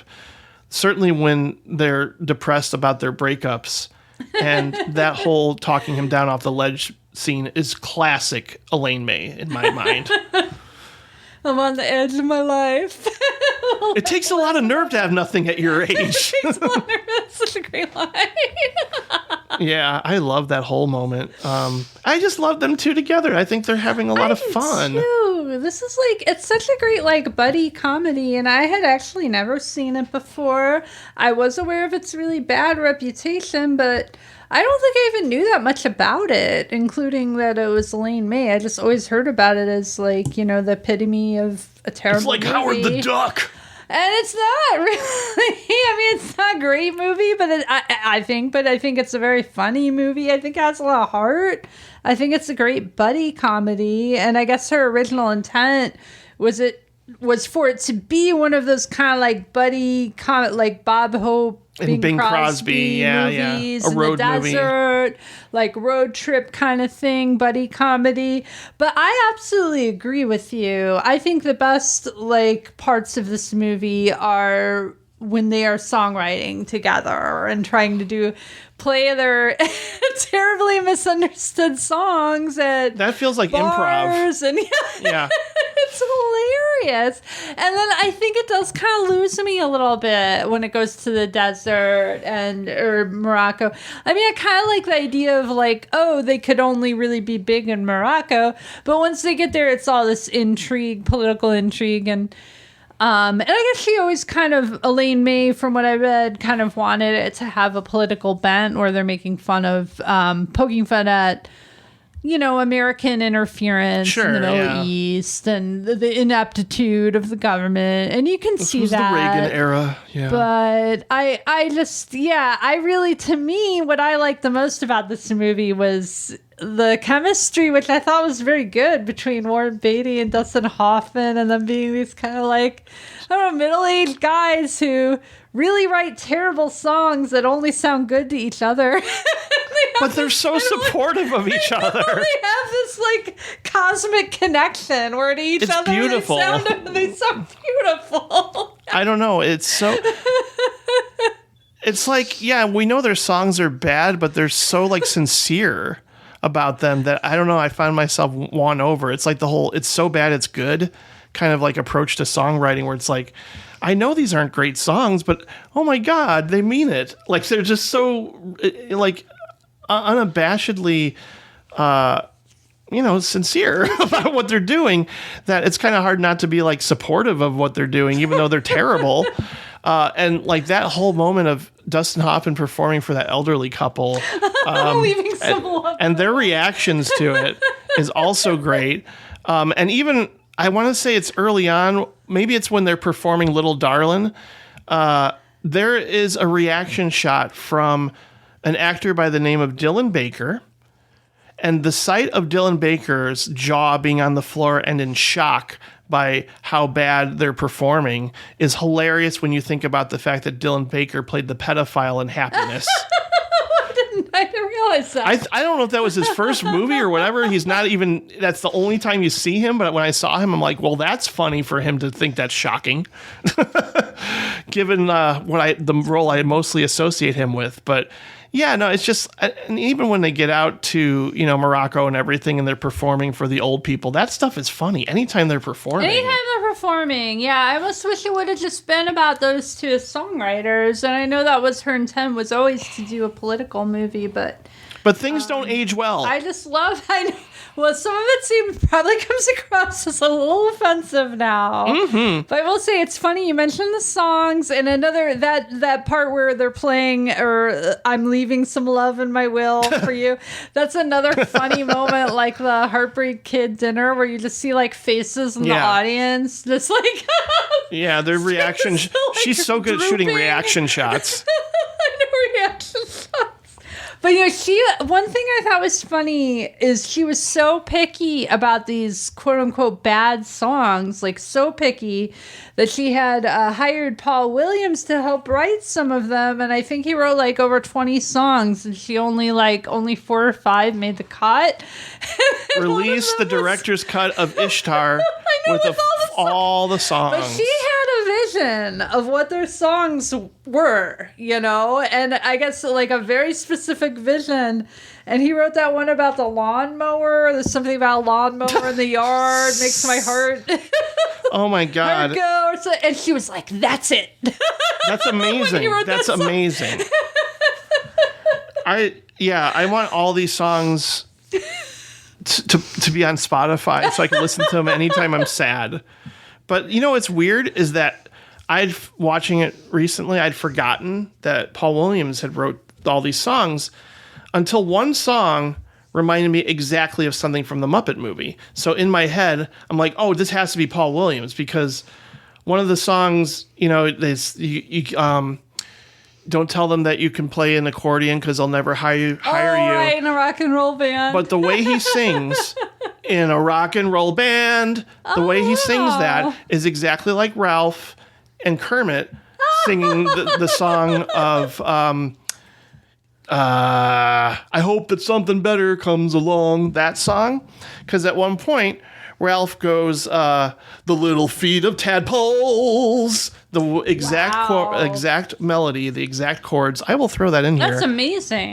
No one will hire you in a rock and roll band. The little feet of tadpoles. It's just the exact same delivery and cadence. I was just like, oh, this has to be Paul Williams. And of course it was, because he's so great at writing even bad songs. That's how talented he is. He did. I mean, it's funny though. That didn't even make the cut for a lot of them. And then she wrote the lyrics to some of them, and some of them were even ad-libbed by them. But yeah, definitely a lawnmower can do all that. That was like his song. Wow. And well, the whole montage towards the end of them truth. singing. Yeah. All those songs. The songs are I want to hear them in their entirety. There's a wardrobe of love. You love that. You would love that. I figured that was going to be your favorite one. Look around and see if there's something your size. It's just funny. I just want to point out that I don't know, the lengths that she went to make sure that they weren't just off the cuff bad songs. They were the very specific type of songs that they would write that both of them would think were amazing. Yeah, and, yeah. Just didn't translate to the outside world, which I think is amazing. They weren't just I don't know. They weren't just joke songs, you know what I mean? They were wonderful at the same time. For them. But they're so, I don't know. I mean, it's also just funny to see Charles Grodin towards the end of the movie going, oh, that's the single. That's definitely going to be the single. As him being an inept government agent of some kind. I just love his reaction. It's very similar to the end of Burn After Reading with J.K. Simmons, kind of towards the end when they realize they've done something terrible. So just let's just cut off the mission. Don't do the mission. We'll just pretend we made a mistake. He's just, because that's probably what the government does all the time. They're just let's just get out of this quickly and we'll just say, oops, we made a mistake. And then of course they have to appease them. And that's the way they do it, is by oh, we're going to support your music. The government's going to support their music career. It's so beautiful of an ending for them. And I think that was actually the original intent, was to make a kind of political satire movie and one of those buddy comedy. But it feels like two very different movies. I kind of wish, that's what I was going to ask, why you think this movie was such a big fiasco. Because I mean, I do think it's pretty funny. I guess people were saying it went way over budget, but I don't think it really was for that time. I mean, I wonder if some of that was like sexism. You know? I think it was. I think it was. I think it definitely was, and I think a lot of people. I don't want to say they harped on Warren Beatty for supporting this project, but he did put like a lot of his credibility on the line or whatever, like putting his name as a producer and saying like, well, this is a great script. And it's funny, like both Warren Beatty and Dustin Hoffman have gone on record to say like Ishtar will have its day, you know, because they really do think it's funny. And I mean it's being recognized. I will say it's like, it's kind of unfortunate that like, you know, somebody as talented as Isabella Johnny kind of just like is very reduced to, you know, the kind of character that she plays here. And it's just kind of like, yeah, like they keep mistaking her for a boy. That's a really weird, I don't know, just, I wouldn't say there's like a hint of gay panic at one point, but it's just like, you know, like that. And of course, Dustin Hoffman imitating... being an Arab. Yeah, that's really... I know it's played for comedy gold. Yeah, it's meant to be over the top broad comedy. So I will admit that I chuckle, even though I'm like, I wish that wasn't in there, but okay. I guess, you know, back then people were very accepting. I mean, I'm sure lots of people now read Three Amigos as being racist. I wouldn't be surprised in its portrayal of, you know, Mexican culture, perhaps. I don't know. I can see that, but I hope not. Because I think sometimes people get really too up on their high horse, especially when it comes to broad comedy. Yeah, I mean, technically he was just playing an interpreter. I don't think he actually played an Arab. It was still insulting. But I would say, like, I think this movie was kind of weird, and it didn't really fit neatly into a genre. And I think maybe, and that's what some people said too, it's like they didn't really expect her to do this kind of like broad scale, whatever. Yeah, once they get guns involved. Political intrigue, action. Yeah, action kind of. It feels out of place. And I always feel that way too. I hate to say it, like I had too much going on. Like I said, I really, the parts I liked the most were the ones about their relationship and their songwriting. And I found those very endearing. I liked the idea of them going to Morocco maybe, but I would have liked it to be a little more focused on their relationship and trying to make a go of it there and less on like all that wacky whatever spy. Where's the map? We gotta find the map. Blind camel map, whatever. The blind camel kind of makes me laugh. It's kind of a cheap, repetitive joke throughout the movie, but and once they get out into the desert, it does go on kind of long, but they do have like little improvised songs like "My lips are on fire with my desire for you." Yeah. Let me drink some water if you're not my daughter. I love how serious Dustin Hoffman always is. He's like, "Oh, you got a pencil? We gotta write this down." Yeah. And when they're like telling the truth is a dangerous business, he's like, "Why?" Telling the truth is it can be a dangerous business indeed. Well, working for a Hollywood studio is definitely a dangerous business, and that's what kind of undid poor Elaine. You know, it basically like shut her down completely again because of the reaction to this, although she has a really good witty line for people regarding like, if all the people who hated Ishtar actually had seen it, I'd be a rich woman. Right? You know? Yeah.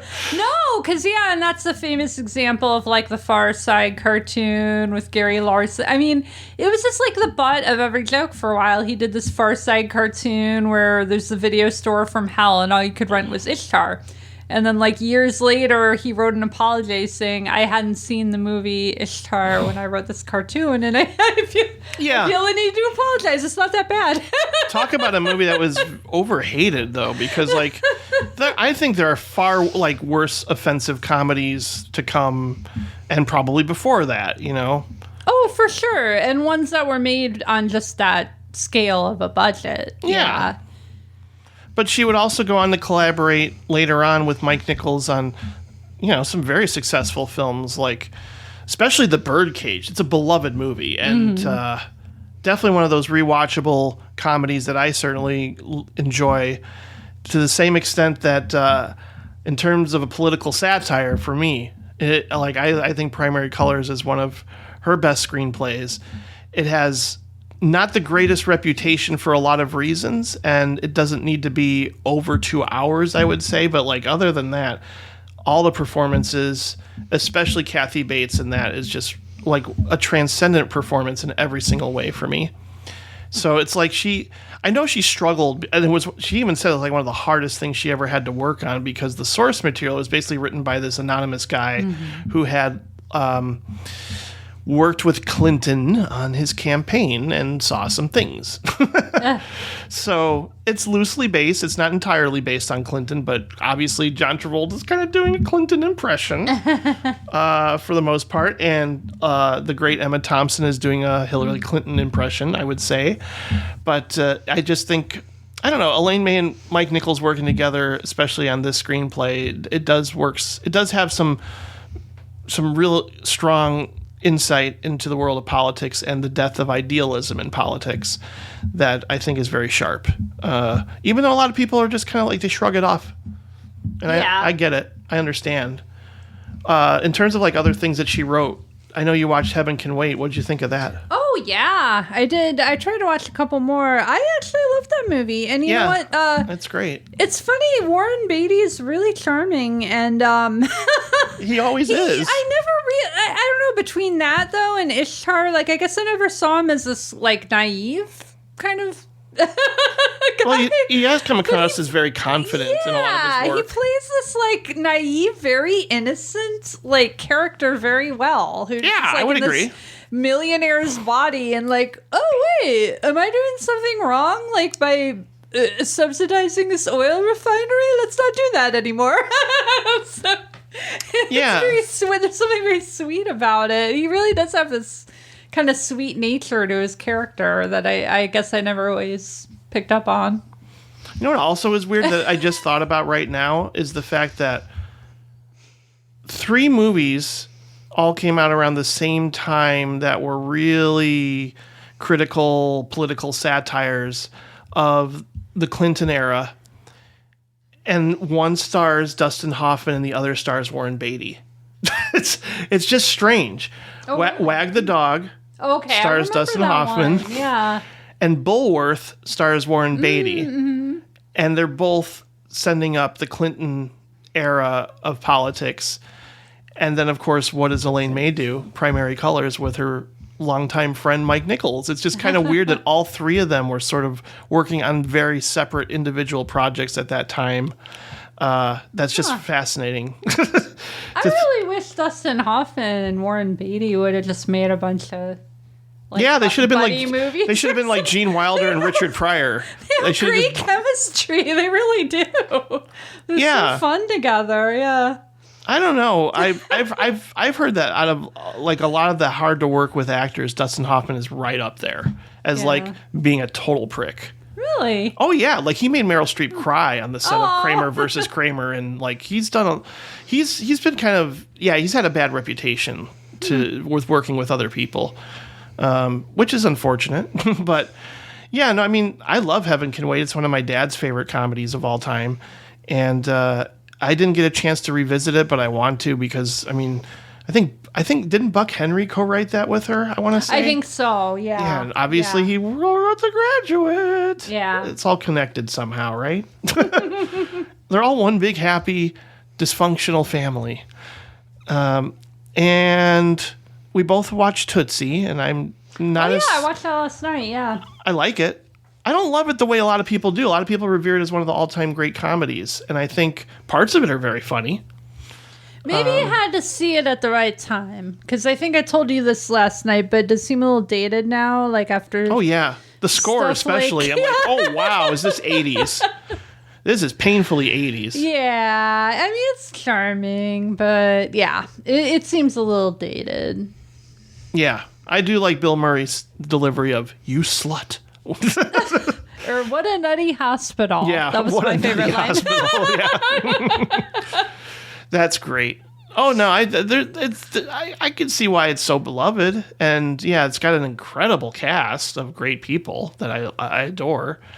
You know, it's some of those great character actors, including Punky Brewster's adopted father, foster father, playing the Jessica Lange's father. No, that's Charles Durning. I'm getting them all mixed up. But you know what I'm talking about, like George Gaines. He's okay. He's the one who goes over to Dustin Hoffman's apartment and tries to seduce her at one point. And it's very very uncomfortable and borderline rape. There were a lot of like plot lines that didn't make a whole lot of sense in that to me. Yeah, that's the thing. Yeah. Oh wait, he even made a joke about that. Like rape is no laughing matter. Yeah. I remember that. I was like, ooh. Well, I don't know about that line. Yeah, I guess. I don't know, but part of me is like, that's something that probably doesn't belong. But I mean, again, like some people really have a visceral reaction to that movie, or they also see it as being, I don't know, queer positive for some people. Because I've heard, like, I think I was telling you the same thing last night. I've heard even like some transgender folks say that when they saw that, and they were young, they were like, oh, wow, that's amazing. Like, that's another person who wants to dress up like a woman or whatever. So, I mean, now I think it looks kind of dated with stuff say so. RuPaul's Drag Race and but it's more better representation. But if you saw that, and that was like the first representation of someone who like took pride dressing as and being another gender, it might have really meant, I can see how it would have meant a lot to you. And he's really good. As usual, Dustin Hoffman's funny and charming, and I think so anyway.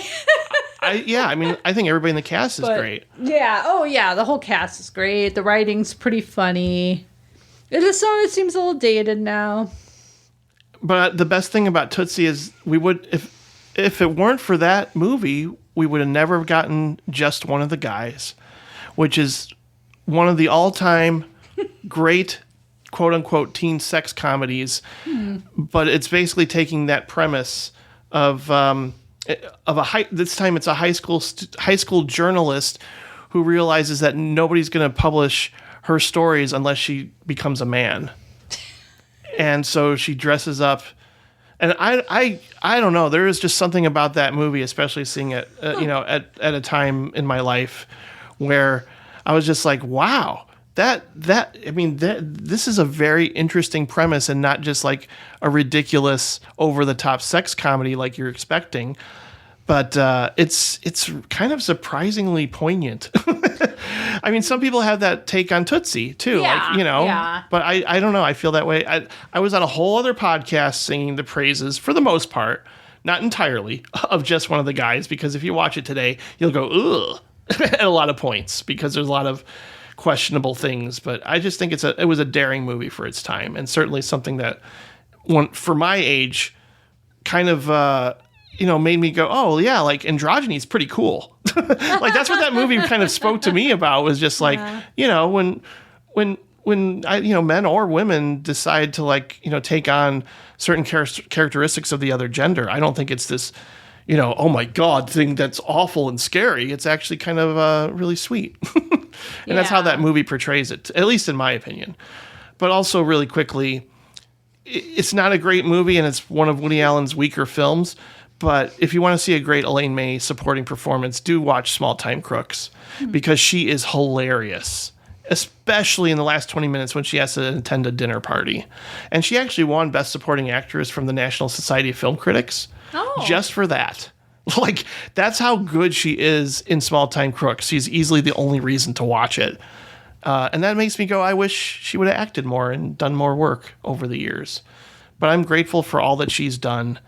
And I know that we're going to be lifelong fans. And there are rumors that she's working on another movie at the age of 92. Oh, my goodness. And at least they're trying. She's like a chronic smoker. Yeah. And she's still alive. But she ate very well. She ate very well. She loves salads. Well, actually, that's what's said in her biography, is that because she realized she was never going to stop smoking, she just started eating as many like greens and salads. When I read like she was a chain smoker that like popped no-dos, I'm like, oh God, how is she still alive? I know. I thought the same thing. She lost her dad very young too, and yeah, she's kind of an amazing woman in so many ways. But like, you just think of her contributions not just to the world of cinema in terms of her writing, her acting, and the movies that she made, but all you have to do is watch some of her early work as, an improviser and doing sketch comedy, and you kind of go, she was a natural. This is what she was born to do. Yeah, I will say, I think you mentioned this in the beginning, but there's a HBO Max. It's real brief. I think it's called like Take Two, Nichols and May documentary, but it's like an hour long. But I would just recommend that because it has their clips of probably what are their most famous sketches that Nichols and May did together, and they're really good. They're pretty timeless. There's one about like a neurotic mother and her son. Like that hits too close to home. This is your mother. Do you remember me?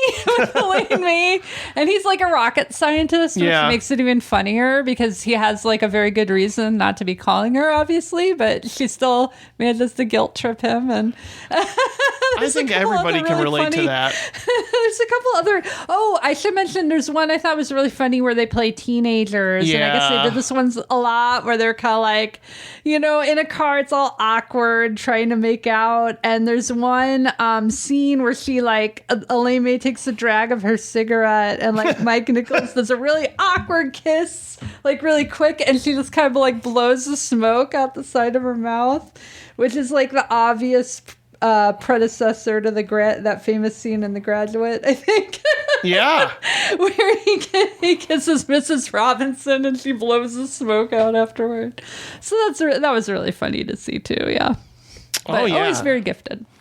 Very much so. There's still a few things of hers in terms of her co-writing credits. Like, I don't know what's taking me so long to see Reds. Everybody, declares that as a masterpiece, and it's just taking me a long time to see it. But I'm going to, because it's clear that her and Warren Beatty had a great rapport and worked well together. So that's definitely on my to-watch list for this year, to say the least. But, her influence, her legacy is clear, especially when you look at, people like Steve Martin and Bill Murray. And I know even David Letterman cited her as an influence, Lily Tomlin, like so many people have gone on record to say, like, I may not be who I ultimately became if it weren't for Elaine May, because she changed the face of comedy, but also she's pretty much given us what I consider to be one of the all-time great romantic comedies that I will watch anytime and enjoy over the years. And I know it's a special movie for us, and that is A New Leaf. So that's one of the main reasons why we wanted to have this conversation. But I'm glad we watched all of her movies. So thank you so much for being on, Sharon. You're the best. Oh, no, yeah, thanks for having me. And I'm really glad you got me to kind of like dig deeper into her work. I know. Yeah, we actually read a memoir. I know. I read a book. We went deep. I read some other. Yeah. I just, I mean, I wish there were even more movies that she had complete creative control, but she's been like a script doctor on a lot of stuff, and her influence is obviously seen in a lot of places. She's a great improvisational and kind of dark comedic talent, and just like a really amazing voice for women in Hollywood that just didn't exist at the time. Yeah. And I want to say it's Sebastian Stan who recently said that he's working on the new Elaine May film with Dakota Johnson. Like, it's actually going to be in development. So we can only hope that despite her age, maybe we'll get one more movie, because I don't even know. I don't know. Maybe she doesn't want Ishtar to be her last movie, given the experience she had on it. So if we get a new Elaine May movie in the next couple of years, I will be over the moon. Sharon, tell everybody where they can find you if they want to, because I know that you are responsible for what I consider to be one of the great Chicago film festivals, for personal reasons, of course, that I've talked about here on this show. But if people want to learn more about Mental Filmness, where can they go? Oh, thanks. Yeah, I'll just do a quick plug here. There's I do a Chicago-based film festival about mental health called Mental Filmness, FILMNESS, Filmness. So if you can remember that, it's at facebook.com, Mental Filmness, and then just the website, mentalfilmness.com. We always have our big annual festival in October, around October 10th, World Mental Health Day in Chicago. So you look out for that. We also have a virtual festival around that time. And I'm trying to do other little screenings throughout the year. So yeah, keep an eye on the website for that and social media for that. Yay! And can I give everybody your direct email address so they can bother you to keep updating your Letterboxd? 'Cause everybody that listens to this show is inevitably on Letterboxd, and they would love to follow you over there. So I will link to that in the show notes. Just I know it's not your favorite website. I know it's the interface drives you nuts, but you are infamous for your Derek Delgadio's in and of itself review alone. So. Actually, I don't remember what my letterbox is under right now. That's okay. I'm sorry. I will Okay. link to it. But you have written reviews recently for films that played the Mental Filmness Festival. Yes. So I hope that you continue to do so because I love reading your reviews. Thank you. Yeah, I was trying to draw some more attention to those movies any way I can, and also keep in touch with the filmmakers. So yeah, I have been trying to write some reviews of those. And if you really want to excite me, which you do already, but I'm just saying, like, if you really want to, you can feel free at some point, even if you're at work tomorrow, just update your list of favorite movies, because that will drive me wild. Yeah, it probably does need. You know how they? I bet a New Leaf. I think a New Leaf will be on there now. You know how they say like the way to a man's heart is through his stomach? Yeah. It's actually not true. It's if you update your Letterboxd. Well, for you, yeah. All right, everybody, go to the Substack, directorsclub.substack.com, which is where you can find all my content. I'm not really going to be as active on social media, so I think Substack is the way to go. If you subscribe to the show that way, you're guaranteed to get new episodes, new writing, all sorts of fun stuff from me, including the fact that February might have an interesting experimental episode where I just take some inspiration from Karina Longworth and maybe do an episode all by myself. Now, if I end up hating it, you will never hear it.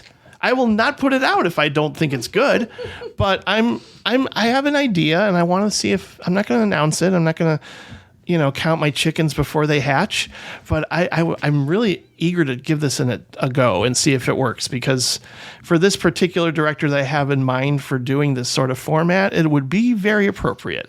So we'll see if that works out.